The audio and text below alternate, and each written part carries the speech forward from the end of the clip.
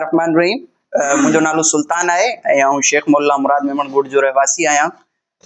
असल में गाल इहा है जो शेख मोहल्ला है वो 2 हिस्सनि में डिवाइड थियल आहे। हिकिड़ो ओल्ड शेख मोहल्ला, ॿियो जेको आहे असां जंहिंखे चई सघूं था त न्यू शेख मोहल्ला।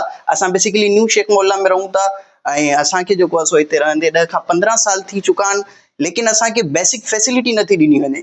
जेका असां वटि गैस जी आहे, हालांकि असां वटि जेका मेन लाइन वञे पई उहा 40 खां 45 फुट जे डिस्टेंस ते आहे, लेकिन असांखे जेको आहे सो उन मां कनेक्शन नथो ॾिनो वञे। ॻाल्हि इहा ई आहे त असांखे बेसिक फैसिलिटी ॾिनी वञे। तव्हां पाण ॾिसो त हाणे टेम्परेचर केतिरो वधीक आहे। हिन टेम्परेचर में अगरि असां काठियुनि ते मानी पचाईंदासीं त कहिड़ी हालत थींदी। ऐं एलपीजी जो जेको रेट आहे उहो तव्हां पाण ॾिसी सघो था त हिकिड़ो ग़रीब माण्हू, हिकिड़ो मज़दूर तबिको उहो अफोर्ड नथो करे सघे।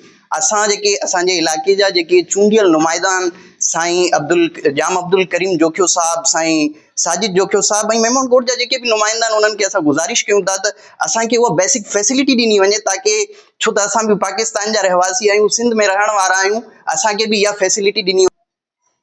पीपल्स पार्टी जा ई वोटर आहियूं, असांखे इहा बेसिक फैसिलिटी ॾिनी वञे। असांजी इहा अपील आहे नुमाइंदनि सां त असांजी ॻाल्हि साईं जन ताईं पहुचाई वञे ऐं असांजे मसइले खे हल कयो वञे।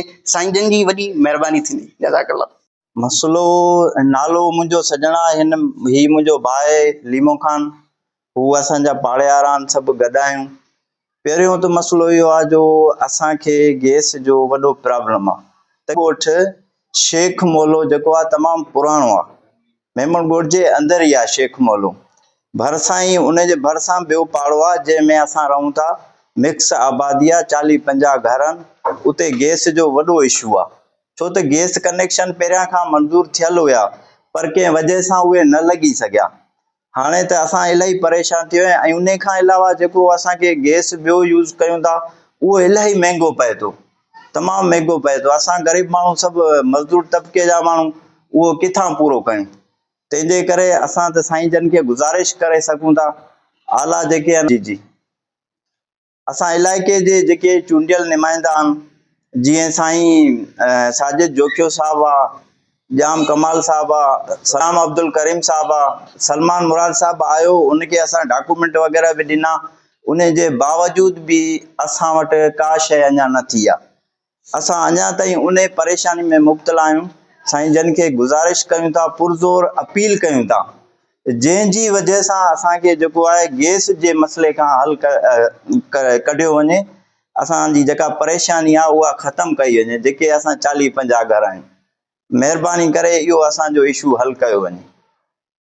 शेख मोहल्ला जे बराबर में रहूं था, गवर्नमेंट जी हॉस्पिटल आहे उनजे पासे में शेख मोहल्ला। उते असांजो मसइलो इहो तक़रीबन 15-20 साल खां हले पियो ऐं शेख मोहल्ला में गैस हले पियो। असां उनजे बराबर में आहियूं, 40 फुट जे फ़ासिले में उहो गैस उते हले पियो।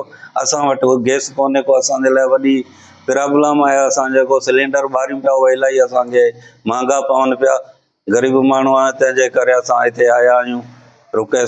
तक़रीबन 40 घर थींदा तक़रीबन, छो त पहिरियां कुझु कनेक्शन लॻी विया आहिनि, कुझु अधु में रहिजी विया आहिनि, उहे अञा ताईं रहिजी विया आहिनि।